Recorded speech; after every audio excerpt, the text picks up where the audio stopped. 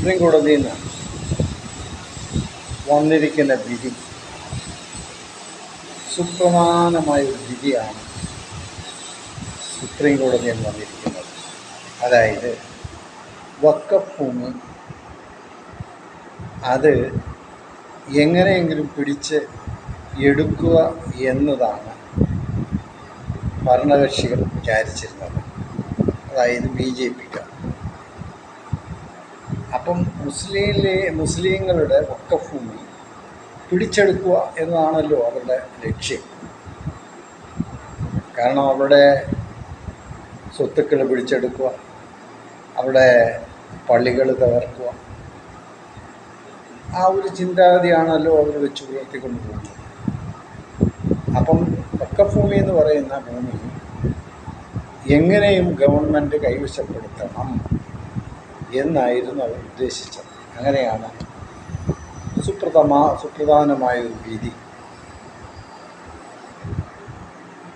Supreme കോടതിയിൽ വന്നിരിക്കുന്നത്. അതിൽ തൊടുവാൻ കഴിയത്തില്ല അവർക്ക്, ഭരണകക്ഷി അല്ലെങ്കിൽ BJP സർക്കാർ. അങ്ങനെ പിടിച്ചെടുക്കാനൊന്നും കഴിയുന്ന ഭൂമിയല്ല വഖഫ് ഭൂമി. നമുക്കറിയാം വഖഫ് ഭൂമിയുടെ വിഷയം വന്നപ്പോൾ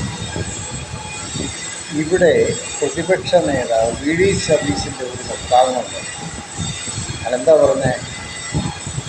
മുൻപത്ത് പോയിട്ട് എന്താ പറഞ്ഞത്? വഖഫ് ഭൂമി വഖഫിൻ്റെ വകയല്ല എന്ന് അദ്ദേഹം തുറന്നടിച്ചങ്ങ് പറഞ്ഞു. ഇപ്പോഴും അദ്ദേഹം ആ സ്റ്റാൻഡിലായിരിക്കാം നിൽക്കുന്നത്. ഇപ്പോൾ ഇടതുപക്ഷത്തിനെ എങ്ങനെങ്കിലും കുത്തുക എന്നാണ് അദ്ദേഹത്തിൻ്റെ ലക്ഷ്യം. അപ്പോൾ അദ്ദേഹം പറയുന്നത് ഇടതുപക്ഷം പുറകിൽ നിന്ന് കുത്തിയെന്ന്. സത്യത്തിൽ കുത്തിയതാരാണ്? VD സതീശനാണ്. മുസ്ലിം ലീഗിൻ്റെ കൂടെ നിന്നിട്ട് അവരെ അദ്ദേഹം കുത്തിയത്. അത് അദ്ദേഹം അന്ന് പറഞ്ഞ പ്രസ്താവനയിലായിരുന്നു. വഖഫ് ഭൂമി മുസ്ലിങ്ങളെ അല്ല എന്നാണ് അദ്ദേഹം പറഞ്ഞത്. അതിനെക്കുറിച്ച് എന്തെങ്കിലും പറയുന്നു? അന്ന് ഞാൻ അങ്ങനെ പറഞ്ഞു, ഞാൻ തിരുത്തുന്നു എന്ന് അദ്ദേഹം പറയുന്നുണ്ട്. ഇപ്പോൾ പുറകിൽ നിന്ന് കുത്തിയെന്നാണ് പറയുന്നത്. ആരെ? ഇടതുപക്ഷം അല്ലെങ്കിൽ LDF. അത് നമുക്കിപ്പോൾ കാണാൻ കഴിയുന്നത്. അത് വിഷയം പോട്ടെ. RSSൻ്റെ മുഖപത്രത്തിൽ വന്നൊരു വാർത്തയാണ്. ഇവിടെ കത്തോലിക്ക സഭയ്ക്കുള്ള അവരുടെ ഭൂമി, അതും വഖഫ് ഭൂമി മാതിരിയാണ് അവർ കൈവശപ്പെടുത്തിയിരിക്കുന്നത്. നോക്കിക്കോ, അതും പിടിച്ചെടുക്കണം എന്നാണ് അവരുദ്ദേശിച്ചത്. പക്ഷേ